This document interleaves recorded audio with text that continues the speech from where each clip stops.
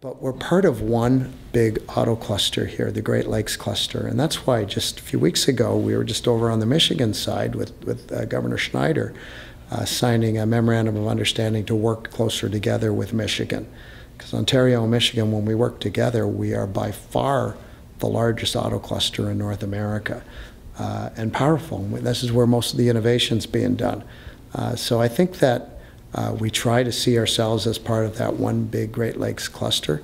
But is it challenging? I think it's not just the fact that we're outside of the U.S. That might be a minor factor, but at the end of the day, it's a business decision.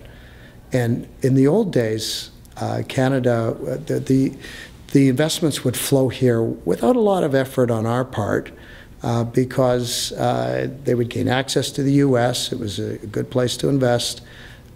Today, though, it's a fiercely competitive global environment for investment. We didn't face that before. We weren't competing with Mexico. We weren't competing, globally like we are today. So we're in a different dynamic. We have to hustle for every dollar that we get invested in Ontario.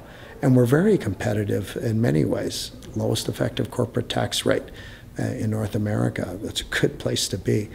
We've got the lowest R&D tax credits, are among the most competitive in North America. That's a good place to be. Having the most talented workforce in North America is a real great advantage, among other important infrastructure pieces that we have here.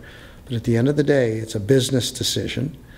We have to do our very, very best to make it competitive, and that's why business supports are so important. And I know they can be controversial sometimes, and I know people like Patrick Brown and the PCs and others rail against them. But if we're not aggressively pursuing these investments and providing a level of government partnership, we could very easily lose a lot of these investments. So we're determined not to lose these investments. We're determined to keep growing our auto sector. And the only way we're going to do that is if we're proactively, aggressively pursuing those investments, as well as being there in terms of business support programs.